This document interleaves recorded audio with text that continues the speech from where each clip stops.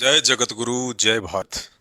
परमपिता परमेश्वर, सारी सृष्टि के रचनहार, कुल मालिक, असंख्य ब्रह्मांडों के स्वामी, जगत गुरु, तीनों लोकों में प्रवेश करके सबका भरण पोषण करने वाले राजाधिराज, आत्माधार, नाथों के नाथ, देवों के देव महादेव, सर्वेश्वर महेश्वर, मृत्युंजय, अजरो अमर, आदि अनादि, सनातनी प्रभु, जगत पिता जगदीश्वर, श्री श्री 1008 की उपाधि के वास्तविक अधिकारी, अकाल मूर्त, शब्द स्वरूपी राम, वासुदेव, सर्वगतम ब्रह्म, परम पूज्य, प्रथम पूज्य, परम संत, परम पुरुष, परम धनी, परम दयालु, सत्य कबीर, हक्का कबीर, अल्लाहू कबीर, अल्लाहू अकबर, बा खबर, अल्लाह ताला, जगत के तारणहार, जगत के मुक्तिदाता, जगत के जगन्नाथ, हारे के सहारे, हिंदुओं के राम, मुसलमानों के अल्लाह, सिखों के वाहिगुरु, ईसाइयों के मसीह, दया के सागर दयानिधि, करुणा के सागर करुणानिधि, स्वयंभू परिभू, संकट मोचन, कष्ट हरण, मंगल करण, दुख भंजन, अविगत कबीर, निर्विकार निर्विषम परमात्मा, अलय अलैक सतगुरु, आदि अनादि सतगुरु, असली मर्यादा पुरुषोत्तम, असली राम, असली कृष्ण, असली घनश्याम, असली मुरारी, राजाओं के राजा, महाराजाओं के महाराजा, शहंशाहों के शहंशाह, सम्राटों के सम्राट, भगवानों के भगवान, अल्लाहों के अल्लाह, प्रभुओं के प्रभु, मसीहों के मसीह, सच्चे वाहिगुरु, बाबाओं के बाबा, पीरों के पीर, सर्वगुण संपन्न, अनंत कोटि कलाओं के स्वामी, अनंत कोटि ब्रह्मांडों के नायक, योगियों में महायोगी, ध्यानियों में महाध्यानी, सिद्धों में परम सिद्ध, ज्ञानियों में तत्व ज्ञानी, ब्रह्म ज्ञानी, महाज्ञानी, परम ज्ञानी, युवा कबीर, समृत कबीर, असमवात, अमित ओझा, सच्चे रहनुमा, करीम अल्लाह, सुभान अल्लाह, दुनिया के अंतिम पैगंबर, 8 सितंबर 1951 से गांव धनाना, जिला सोनीपत, हरियाणा, भारतवर्ष की पावन भूमि पे प्रकट रियल कल की भगवान संत श्रोमणी सतगुरु रामपाल जी परमेश्वर जी के चरण कमल में अनंत कोटि दंडवत प्रणाम। भाई और बहनों, शंका समाधान के इस एपिसोड नंबर 7 में आप सभी का स्वागत है। नाम उपदेश प्राप्त करने के बाद हाथ में रक्षा सूत्र व गले में लॉकेट डालना जरूरी है या नहीं। पूज्य गुरुदेव सतगुरु रामपाल जी भगवान ने बताया कि मासा घटे ना तिल बदे, विधाता लिखे जो लेख, साचा सतगुरु मेट कर ऊपर मारे मेख। अर्थात सतगुरु के लिखे संस्कार को स्वयं सतगुरु ही कम या ज्यादा कर सकता है। इसके अलावा जीव के संस्कार या प्रारब्ध को ना ही तो हाथ में बांधे जाने वाला रक्षा सूत्र चेंज कर सकता है और ना ही गले में पहने जाने वाला लॉकेट। पूर्ण सतगुरु से उपदेश प्राप्त कर लेने के बाद भगत की रक्षा सूत्र या लॉकेट से नहीं बल्कि पूर्णतया मर्यादा निभाने से होती है। यदि भगत अपने गुरुदेव को ही एकमात्र कबीर परमात्मा मानकर मर्यादा में रहता हुआ आजीवन भक्ति करेगा तो गुरुदेव भगवान उसे कर्म का कोई भी कांटा नहीं लगने देता है। नाम दीक्षा के समय दिए जाने वाले लॉकेट में उस पंथ के संचालक की फोटो होती है, जिससे यह पहचान हो जाती है कि यह भगत किस संत का शिष्य है तथा किस पंथ से जुड़ा हुआ है। लॉकेट पहनने का दूसरा मतलब यह भी होता है कि भगत को मर्यादा तोड़ने या कोई भी भक्ति विरुद्ध अनैतिक कर्म करने से पहले ये याद आ जाए कि इस लॉकेट में विराजमान अंतर्यामी गुरुदेव भगवान मुझे पल पल देख रहा है, मेरी हर क्रिया व सोच पर पल पल उनकी नजर है, ताकि वह भगत गलत काम करने से बचा रहे। हाथ में रक्षा सूत्र बंधवाने का तीसरा कारण यह भी है, जैसे एक व्यर्थ की सामाजिक परंपरा रक्षाबंधन आने पर लकीर के फकीर बनकर बहनें अपने भाइयों को रक्षा सूत्र अर्थात राखियां बांधती हैं। परंपरा अनुसार राखी बंधवाने के बाद भाई उस बहन की मुसीबत में रक्षा या मदद करने के लिए बाध्य हो जाता है। ठीक इसी तरह उपदेश प्राप्त करने के बाद जब हम आश्रम से हाथ में रक्षा सूत्र बंधवाते हैं तो अपने सतगुरु देव जी को ये वचन देकर आजीवन उनकी भक्ति करने के लिए प्रतिज्ञाबद्ध हो जाते हैं कि हे गुरुदेव, आज के बाद मन कर्म वचन से तन मन धन आपके चरण कमल में समर्पित करके ज्ञान को आधार बनाकर मर्यादाओं में रहकर लाभ हानि, लोक लाज, समाज की कुरीतियों तथा भक्ति विरुद्ध समस्त परंपराओं का त्याग करके दिलो जान से आपकी भक्ति करने के लिए प्रतिज्ञा करता हूँ। परंतु इस प्रतिज्ञा के विपरीत आज भी ज्यादातर भगत भाई बहन सिर्फ एक फॉर्मेलिटी के लिए ही लॉकेट और रक्षा सूत्र पहनते हैं। भाई और बहनों, एक भगत की रक्षा मर्यादा में रहकर की जाने वाली सत भक्ति से होती है। गुरुदेव भगवान कहते हैं, संत शरण में आने से आई टले बला, जो मस्तक में सूली हो वह कांटे में टल जा। अर्थात सच्चे सतगुरु की शरण में आकर मर्यादित भक्ति करने वाले साधक के भाग्य में यदि मौत आनी हो तो समर्थ गुरुदेव भगवान अपने आशीर्वाद से मौत को भी टाल देते हैं। उस पहाड़ जैसे दुख को भगत के लिए बहुत हल्का कर देते हैं। गुरुदेव भगवान कहते हैं, सतगुरु शरणा छोड़कर चाहे लाख वर्ष जप कीन, इंद्री कर्म ना मोक्ष होवे फिर काल के आधीन। अर्थात सतगुरु की मर्यादा तोड़कर आप चाहे कितनी ही भक्ति करें, चाहे हाथ में कितने ही रक्षा सूत्र व गले में कितने ही लॉकेट क्यों ना बांध लें, यदि आपके भाग्य में दुख संकट या परेशानियां लिखी हैं तो वे सुख में परिवर्तित नहीं हो पाएंगी। नाम दीक्षा के उपरांत शुरुआत में रक्षा सूत्र और लॉकेट को ऐसे जाने जैसे बच्चे को शांत करने या अपना कोई काम करवाने के लिए टॉफी देकर बहलाया जाता है, ताकि बच्चा उसके लालच में दादा या पिताजी का वो काम कर दे जो काम वो उससे करवाना चाहते हैं। अन्यथा हम सब जानते हैं उस बच्चे का पेट उस टॉफी से नहीं बल्कि भोजन करने से या जी भरकर दूध आदि पीने से ही भरेगा। ठीक इसी तरह मुसीबत के समय भगत की रक्षा सूत्र या लॉकेट से नहीं बल्कि गुरु वचन में रहकर मर्यादा के साथ भक्ति करते रहने से गुरुदेव भगवान करते हैं। भगत समाज अच्छे से जानता है, सन 2018 में महाराष्ट्र के लातूर जिले से 2 मिनी बसों में लगभग 40 के आसपास भगत भाई बहन व बच्चे सतलोक आश्रम मैनेजमेंट हरियाणा के मनमाने आदेशों को गुरुदेव भगवान का आदेश समझकर मनमुखी होकर हरियाणा के हिसार में पूज्य गुरुदेव सतगुरु रामपाल जी भगवान की कोर्ट की तारीख पर जा रहे थे। लेकिन उस मनमुखी कर्म का परिणाम यह निकला कि सुबह 3 बजे के आसपास राजस्थान के नागौर में उन बसों का एक्सीडेंट हुआ, जिसमें छोटे छोटे बच्चों सहित 13 भक्तों की दर्दनाक अकाल मौत हुई, जिसे उस समय मीडिया ने भी दिखाया। इसके अलावा सैकड़ों भक्तों की अकाल मौत हिसार की तारीखों पर आते जाते समय अन्य तरीकों से भी हो चुकी है। अब आप ही बताइए, क्या उन भक्तों ने अपने हाथों में रक्षा सूत्र नहीं बांधा हुआ था या गले में लॉकेट नहीं पहना हुआ था? उनके हाथों में रक्षा सूत्र भी थे और गले में लॉकेट भी थे, लेकिन वे मर्यादा में नहीं थे, जिस कारण सब कुछ पहले से पता होने के बावजूद भी अंतर्यामी सतगुरु रामपाल जी भगवान ने उन अमर्यादित नादान भक्तों की कोई रक्षा नहीं की। इसलिए आप रक्षा सूत्र बांधें या ना बांधें, लॉकेट पहने या ना पहने, ये आपकी अपनी इच्छा पर निर्भर करता है। गुरुदेव की तरफ से ऐसा कोई नियम या बाध्यता नहीं है, लेकिन समय आने पर रक्षा तो मर्यादा में रहकर की जा रही सतभक्ति से ही होगी। बाकी रक्षा सूत्र बांधना या लॉकेट पहनना कोई बुरी बात नहीं है, आप जी चाहें तो पहन भी सकते हैं। शंका, कुछ दिनों के लिए किसी मजबूरीवश या काम धंधे के चलते घर से बाहर जाना पड़ जाए और ज्योति नहीं जला पाते हैं तो क्या इसमें दोष लगता है?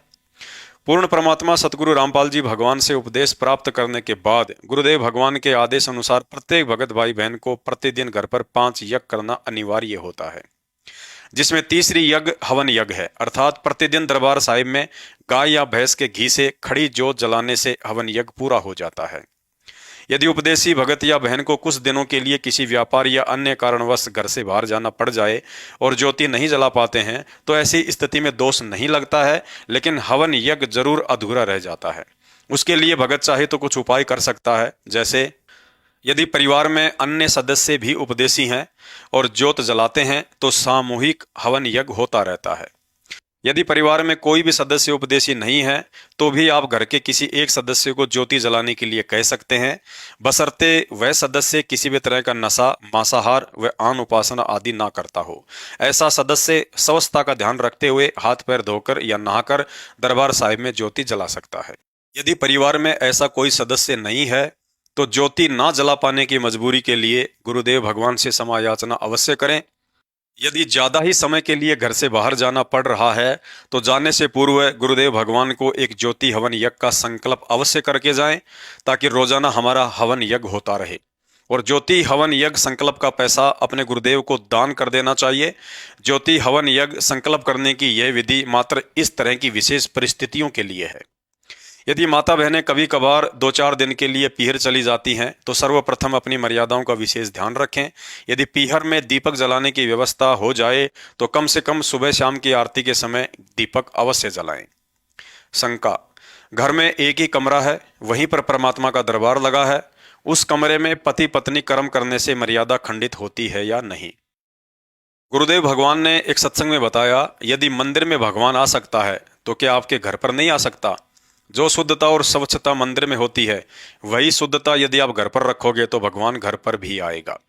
इस आधार से यदि एक ही कमरा है और उसी में गुरुदेव का दरबार लगा रखा है तथा जिस कमरे में नशा करने वाले व्यक्ति का भी प्रवेश वर्जित होता है तो जाहिर सी बात है दरबार साहिब वाले उस कमरे में पति पत्नी व्यवहार भी वर्जित है, क्योंकि उपदेश के बाद भगत का घर घर नहीं बल्कि आश्रम में तब्दील हो जाता है और गुरु के आश्रम में विषय वासनाओं की चर्चा करना भी हानिकारक होता है। लेकिन मजबूरी वाली ऐसी स्थिति में कोई भी कर्म करने से पहले गुरुदेव भगवान को दंडवत प्रणाम करके क्षमा याचना अवश्य करें। हो सके तो उस वक्त दरबार साहिब में पर्दा लगाकर उसे ढक दें। ध्यान रखें, जलते हुए दीपक और पर्दे के बीच में काफी दूरी होनी चाहिए और पर्दा हमेशा के लिए लगाकर ना रखें। शंका, उपदेशी भगत पूजा पाठ में धूप बत्ती या अगरबत्ती का उपयोग कर सकते हैं या नहीं? गुरुदेव भगवान के आदेश अनुसार प्रतिदिन घर पर किए जाने वाले पांचों यज्ञ में धूप व अगरबत्ती का उपयोग नहीं करना है, क्योंकि धूप व अगरबत्ती जलाने से वातावरण भी प्रदूषित होता है व इसके धुएं से बहुत सारे सूक्ष्म जीव भी मरते हैं तथा अगरबत्ती व धूप बत्ती का धुआं भगत के 10वें द्वार सुषुम्ना द्वार को भी प्रभावित करता है।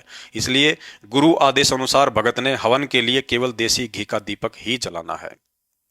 शंका, घर में शादी विवाह या भक्ति नियमों के विरुद्ध किसी भी कार्यक्रम में यदि परिवार वाले भगत से सलाह मांगते हैं तो क्या करें?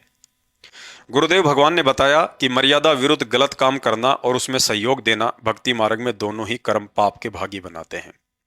यदि उपदेशी भगत के घर में शादी विवाह या अन्य कोई शास्त्र विरुद्ध कार्यक्रम होता है और यदि घर वाले उससे जुड़ी हुई किसी भी प्रकार की सलाह लेते हैं, जैसे पंडित की बुकिंग, बैंड बाजा या घोड़ी की बुकिंग करना, आभूषणों की खरीदारी करना, पूजा पाठ की सामग्री, दूल्हा या दुल्हन का मेकअप करवाना या अन्य कोई ऐसी क्रिया जो सामाजिक कुरीतियों व व्यर्थ की परंपराओं में शामिल है या जिनके करने से, सलाह देने से या सहयोग करने से हमारी मर्यादा खंडित होती है, तो भूल कर भी अपना सहयोग ना दें, क्योंकि सलाह देने से भी उसमें आपका सहयोग माना जाता है।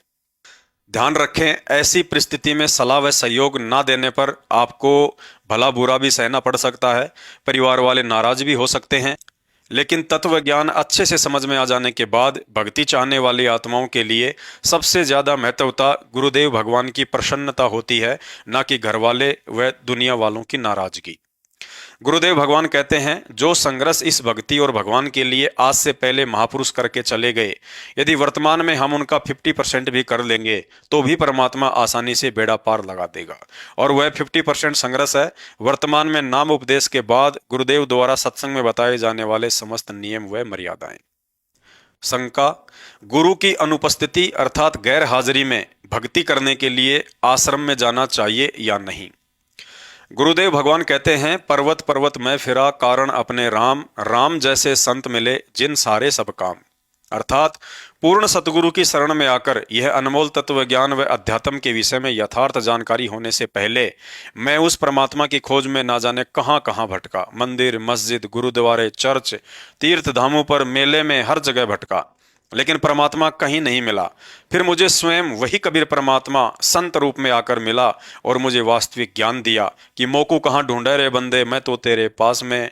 ना तीर्थ में, ना मूर्त में, ना एकांत निवास में, ना मंदिर में, ना मस्जिद में, ना काशी कैलाश में, नहीं प्राण में, नहीं पिंड में, ना ब्रह्मांड आकाश में, ना मैं त्रिकुटी भवर गुफा में, सब श्वासन के श्वास में। खोजी होए तुरंत मिल जाऊं एक पल ही की तलाश में। कहे कबीर सुनो वे साधो, मैं तो हूं विश्वास में। सर्वप्रथम तो सतगुरु से उपदेश व तत्व ज्ञान लेने के उपरांत ज्ञानी भगत को ये बात अच्छे से समझ में आ जानी चाहिए कि वह परमात्मा जिसकी तलाश में पहले मैं और अब पूरी दुनिया भटक रही है, वह कोई और नहीं बल्कि मेरे गुरुदेव भगवान स्वयं ही हैं। क्योंकि कबीर परमेश्वर की सत भक्ति में सतलोक का ज्ञान और समाधान संत रूप धारण करके वह कबीर परमात्मा स्वयं ही प्रदान करने के लिए आते हैं। अन्यथा उस अमरलोक की प्राप्ति की संपूर्ण विधि व जानकारी 21 ब्रह्मांड में सामान्य प्राणी तो छोड़िए, स्वयं ब्रह्मा विष्णु महेश दुर्गा और काल भी नहीं रखते हैं। गुरुदेव भगवान ने बताया कि अपने द्वारा रची सृष्टि की यथार्थ जानकारी स्वयं कबीर परमात्मा ही सतलोक से चलकर आकर देते हैं और तत्व ज्ञान देने के लिए सत्संग भी वह परमात्मा स्वयं ही करते हैं। आदरणीय गरीबदास जी महाराज अपनी वाणी में फरमाते हैं, गरीब निर्गुण सरगुण एक है, दूजा ब्रह्म विकार, निर्गुण साहिब आप हैं और सरगुण संत विचार। अर्थात कबीर परमात्मा निर्गुण रूप में स्वयं ही सतलोक में सिंहासन पर विराजमान रहते हैं और सरगुण रूप में संत रूप धारण करके स्वयं ही अपनी आत्माओं को यथार्थ ज्ञान देने के लिए 21 ब्रह्मांडों में प्रकट होते हैं। जैसे वर्तमान में स्वयं वही कबीर परमात्मा 8 सितंबर 1951 से अपने तेज पुंज के नूरी शरीर को हल्का करके अर्थात सरगुण रूप धारण करके संत रामपाल दास नाम से धरती पर प्रकट हैं। अर्थात धन सतगुरु उपदेश देवा 84 ब्रह्म मेट ही, तेज पुंज अन्य देह धारण करके इस विधि हमको भेंट ही। गुरुदेव भगवान अपनी अमृतवाणी में फरमाते हैं, कबीरा वो नर अंध हैं जो गुरु को कहते और हरि के रूठे ठोर हैं, सतगुरु के रूठे नहीं ठोर। अर्थात ज्ञान व उपदेश प्राप्त करने के उपरांत भी यदि साधक अपने गुरु और भगवान में अंतर समझते हुए गुरु और भगवान को अलग अलग मानता है तो वाणी के अनुसार तत्वदर्शी संत की भक्ति करते करते भी मरने के बाद वह कुत्ते की योनि को ही प्राप्त करेगा। कहते हैं, गुरु और गोविंद दो नहीं भाई, जो दो समझेगा वो दो जख में जाही। गुरु और गोविंद दो ही कर जानी, उसके घट में काल समानी। अर्थात परमात्मा के भक्ति विधान अनुसार भगत या भक्तमती गुरु और भगवान को जब तक अलग अलग मानते रहेंगे तब तक उनके हृदय में काल ही समाया रहेगा। सर्वप्रथम हमारे दिलो दिमाग से इस तरह की घटिया भ्रमणा निकल जानी चाहिए कि संत रामपाल जी स्वयं कबीर परमात्मा ना होकर एक सामान्य संत ही होंगे। यदि हम अपने घर या दरबार में कबीर जी की समझे जाने वाली दाढ़ी मूछ वाली हाथ से बनाई हुई काल्पनिक फोटो को भगवान का दर्जा देकर दरबार में या घर की दीवारों पर टांग रहे हैं तो असली कबीर सतगुरु रामपाल जी भगवान जी उस घर से सैकड़ों कोस दूर रहते हैं। तत्व ज्ञान हो जाने पर ना ही हमने उस दाढ़ी मूछ वाली कबीर साहिब जी की समझे जाने वाली काल्पनिक फोटो का जून के महीने में प्रकट दिवस मनाना है, और यदि अज्ञानता में कोई मनाता है तो हमने उस जगह शामिल भी नहीं होना है। सन 2014 बरवाला कांड के बाद से भगत समाज को काल प्रेरित सतलोक आश्रम मैनेजमेंट हरियाणा द्वारा अज्ञानता की नींद में सुलाया जा रहा है, जबकि सतलोक आश्रम मैनेजमेंट हरियाणा अर्थात गुरुदेव के मुंह बोले कलयुगी बेटा बेटी पत्नी रिश्तेदार, ये सभी लोग गुरुदेव भगवान की सुसंगति करने के मामले में हम भक्तों से काफी परिपक्व हैं। ऐसे में गुरुदेव के जेल जाने के बाद इनकी जिम्मेदारी बनती थी कि बाकी समस्त संगत को अपना छोटा भाई बहन समझकर मर्यादा का पाठ पढ़ाते और सही मार्गदर्शन करते, लेकिन इन्होंने उल्टा संगत को अपने निहित स्वार्थों के चलते भक्ति विरुद्ध अनेकों कुकर्म करवाकर आज ऐसे चौराहे पर लाकर खड़ा कर दिया है जहां से आगे का रास्ता ना स्वयं सतलोक आश्रम मैनेजमेंट हरियाणा को पता है और ना ही बेचारी भोली संगत को। अर्थात दोनों के दोनों धोबी के कुत्ते वाली स्थिति में आकर खड़े हो चुके हैं। साध संगति के अभाव में काल प्रेरणा से इनका हर एक कदम प्रतिदिन बर्बादी की तरफ ही बढ़ता जा रहा है। इतिहास गवाह है, परमेश्वर कबीर जी के भक्ति मार्ग में सबसे बड़ा रोड़ा उनके अपने समझे जाने वाले अर्थात उनके आसपास या साथ साथ रहने वाले ही पैदा करते हैं। काल निरंजन उनके आसपास ही अपने दूत भेजता है। 600 वर्ष पहले कबीर परमेश्वर जी ने जिस मरे हुए कमाल नाम के लड़के को जीवित करके अपने पुत्र की तरह पाल पोस कर बड़ा किया था, उसे शिक्षा और दीक्षा दी। अंत में वही कमाल नाम का लड़का गुरुद्रोही साबित हुआ और संगत को कबीर जी से दूर करने लगा। उसके बाद जब परमेश्वर कबीर जी ने धर्मदास जी के द्वारा अपने भक्ति मार्ग को आगे बढ़ाने की युक्ति सोची तो काल निरंजन ने धर्मदास जी के पुत्र नारायण दास के रूप में अपना मृत्यु अंधा नाम का दूत भेज दिया। ठीक इसी तरह आगे चलकर आदरणीय गरीबदास जी गांव छुड़ानी जिला जज्जर हरियाणा वाले के 12वें पंथ में भी ज्ञान का अज्ञान करवा दिया। आज गरीबदास पंथी परमेश्वर कबीर जी व आदरणीय गरीबदास जी महाराज जी को श्री कृष्ण जी का अवतार मानते हैं, जो कि उनकी स्वयं की पुस्तकों में वर्णित है। पुण्यात्माओं, विचार कीजिए फिर आज वह काल निरंजन कैसे चुप बैठ सकता है, क्योंकि आज तो साक्षात वह कबीर परमात्मा 8 सितंबर 1951 को गांव धनाना जिला सोनीपत हरियाणा में संत रामपाल जी महाराज जी के रूप में प्रकट होकर तथा आदरणीय गरीबदास जी की एक वाणी 12वें पंथ में हम ही चल आवे सब पंथों को मिटाकर एक पंथ चलावें के अनुसार सन 1994 से यथार्थ 13वें कबीर पंथ के संचालक व शास्त्र अनुसार भक्ति प्रदान करके दुनिया को मोक्ष का मार्ग दिखा रहे हैं। तो इस बात से चिंतित होकर काल निरंजन ने अपने सारे के सारे दूत उन्हीं के आसपास परिवार व रिश्तेदारों के रूप में ही पैदा कर डाले। मुख्य दूत संत रामपाल जी का छोटा भाई महेंद्र, जो बरवाला कांड में अपने बड़े भाई संत रामपाल जी के साथ गद्दारी करके उन्हें मुसीबत में छोड़कर अकेला भाग निकला और सन 2014 से 2023 तक भगोड़ा बनकर घूमता रहा। दूसरे नंबर के दूत संत रामपाल जी के चारों बेटा बेटी पत्नी रिश्तेदार तथा गांव-गांव में फर्जी आश्रम केंद्र और कुछ फर्जी आश्रम खोलकर बैठे कोऑर्डिनेटर व नामदान संचालक हैं, जो कि काल एजेंट महेंद्र के आदेश अनुसार गांधी जी के तीन बंदरों की तरह सच को सुनना, देखना और बोलना बिल्कुल भी पसंद नहीं करते हैं। रही बात संगत की, वह तो कुंभकर्ण की भी नानी निकली। बेचारा कुंभकर्ण 6 महीने में एक बार कम से कम नींद से अवश्य जाग जाता था। लेकिन यहाँ तो सन 2014 बरवाला कांड के बाद से ही संगत बेहोश पड़ी है। आज देश विदेश में लाखों की संख्या में संत रामपाल जी महाराज जी के भगत हैं, लेकिन उनमें से 90% लोग तत्व ज्ञान से कोसों दूर हैं। आंखों के सामने संत जी के कलयुगी परिवार के द्वारा भक्ति विरुद्ध कुकर्म करवाकर संगत की मर्यादा खंडित करवाई जा रही है, लेकिन ना जाने किस भय के चलते लोग मूक दर्शक बने हुए हैं। संत रामपाल जी महाराज जी का राजनीति से 36 का आंकड़ा है, लेकिन फिर भी संगत को उसी परम संत का आदेश बताकर राजनेताओं को वोट व सपोर्ट करवाया जाता है। संत रामपाल जी महाराज जी ने कभी भी किसी जाति विशेष या समुदाय का समर्थन नहीं किया, लेकिन आज उन्हीं का आदेश बताकर भगत समाज को हरियाणा के जाट आरक्षण में बैठा दिया जाता है। संत रामपाल जी महाराज जी ने कभी भी अपने भक्तों से रक्तदान व देहदान नहीं करवाया, लेकिन आज उन्हीं का आदेश बताकर सतलोक आश्रम मैनेजमेंट ने इसे अपना धंधा बना लिया है।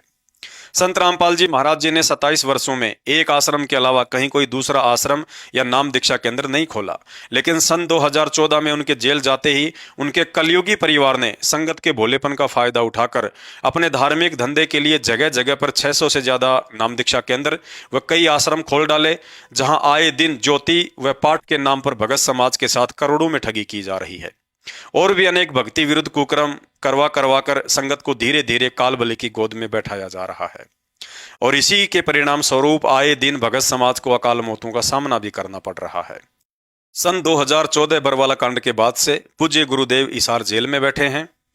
पीछे से उनके मार्ग को उन्हीं के मुंह बोले भाई बंधुओं ने काल प्रेरित होकर व संगत की नादानी और भोलेपन का फायदा उठाकर गुरु आदेश बिना जगह जगह नाम दीक्षा केंद्र व आश्रम खोलकर धर्म को धंधे में बदल दिया है। भोली संगत को भी लगने लगा है कि गुरु जी का असली आशीर्वाद हमें या तो इन नामदान केंद्रों पर मिलेगा या फिर आश्रमों में मिलेगा, लेकिन यह संगत की अज्ञानता है जो ऐसा सोचती है। गुरुदेव भगवान कहते हैं, घट हिम गंगा घट हिम जमुना घट हिम है जगदीश सतगुरु तारेंगे। अर्थात यह अनमोल तत्व ज्ञान लेने के बाद भी यदि आप नाभि में व्याप्त कस्तूरी वाले हिरण की तरह उस महक को प्राप्त करने के लिए इधर उधर भटकते रहेंगे तो समझ लेना अभी तक आप सतगुरु से प्राप्त तत्व ज्ञान को अपने हृदय में नहीं समा पाए हैं। गुरुदेव भगवान कहते हैं, नारी कहावे पीव की रहे और संग सोए, तन सौंपया मन दिया नहीं कभी न सुहागन होए। ऊपरी मन से तो गुरुजी के जयकारे लगाते हुए उन्हें भगवान भगवान कहते हैं और उनका चरणामृत भी पी रहे हैं, दंडोत प्रणाम भी कर रहे हैं, लेकिन मन में फिर भी भगवान उसी दाढ़ी मूछ वाली कबीर जी की समझे जाने वाली काल्पनिक फोटो को ही मान रहे हैं। ऐसी दोगली आत्मा कभी भी सुहागन अर्थात गुरु भगवान के दिल में विशेष जगह नहीं बना सकती। परमात्मा कहते हैं, ज्ञान संपूर्ण हुआ नहीं और हृदय नहीं छिदाए, देखा देखी भक्ति का रंग नहीं ठहराए। यदि सतगुरु के सत्संग रूपी ज्ञान को आधार ना बनाकर देखा देखी भीड़ का हिस्सा बनकर भक्ति मार्ग पर चलोगे तो सफलता नहीं मिल पाएगी। यदि आपको लगता है कि गुरुदेव भगवान आश्रम में या नामदान केंद्रों पर ही मिलेंगे या वहां जाने से और चढ़ावा चढ़ाने से ही प्रसन्न होंगे, तो फिर यह भी मान लेना कि आपके द्वारा अपने घर पर दरबार लगाकर तीनों समय की आरती करना, दंडोत प्रणाम करना, मंत्र करना, ज्योति जलाना सिर्फ एक ढोंग है, पाखंड है। गुरुदेव भगवान ने सत्संग में बताया कि उपदेश लेने के बाद भगत का घर ही मिन्नी आश्रम बन जाता है, जहाँ तीनों समय की भगवान की आरती होती है, भगवान की चर्चा होती है, सत्संग सुनते हैं, भगवान के आगे ज्योति जलाई जाती है। गुरुदेव भगवान कहते हैं, दिल अंदर दीदार दर्शन बाहर अंत न जाइए, काया माया कहाँ बपूरी तन मन शीश चढ़ाइए। नाम उपदेश के बाद गुरु भगवान भगत के साथ पल पल साईं की तरह साथ रहते हैं, वरना ये काल हमें पल भर भी मर्यादा में ना रहने दे। और ऐसे समर्थ भगवान को यदि हम पत्थरों से बने आश्रमों में ढूंढ रहे हैं तो फिर हमारे और उन जगत वाले ज्ञानहीन लोगों में रत्ती भर भी अंतर नहीं है, जो भगवान को पत्थरों से बने मंदिर और मस्जिदों में ढूंढते रहते हैं।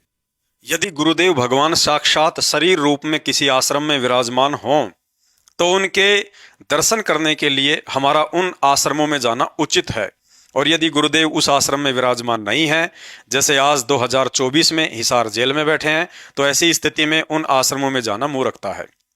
गुरुदेव कहते हैं, स्वर्ग सात आसमान पर भटकत है मन मूड, खालिक तो खोया नहीं इसी महल में ढूंढ। अर्थात हे नादान प्राणी, तू क्यों उस घट घट और घर घर में विद्यमान गुरुदेव भगवान को अपने से दूसरी जगह पर ढूंढता हुआ फिर रहा है? जब तुझे गुरु रूप में परमात्मा मिल गया, मोक्ष प्राप्ति की विधि बता दी, फिर तू क्यों कस्तूरी वाले हिरण की तरह दान धर्म के नाम पर मंदिर मस्जिद और आश्रमों में धक्के खाता फिर रहा है? खालिक तो खोया नहीं, इसी महल में ढूंढ, अर्थात वह परमात्मा गुम नहीं हुआ, उसे इसी शरीर में खोज, अर्थात तुझे गुरुदेव भगवान ने जो सतनाम रूपी अनमोल मंत्र दिया है, मर्यादा में रहकर श्वास श्वास के साथ उसकी साधना कर और उस सौद स्वरूपी गुरुदेव भगवान के दर्शन अपने अंदर ही कर। वो परमात्मा आपसे दूर नहीं है, यदि आपको उस पर विश्वास है तो।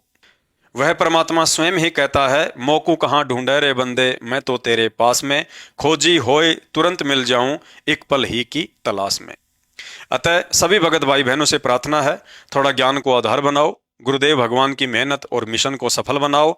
ज्ञान को आधार बनाए बिना हमारे में से कोई भी भगत यहाँ से पार नहीं हो पाएगा।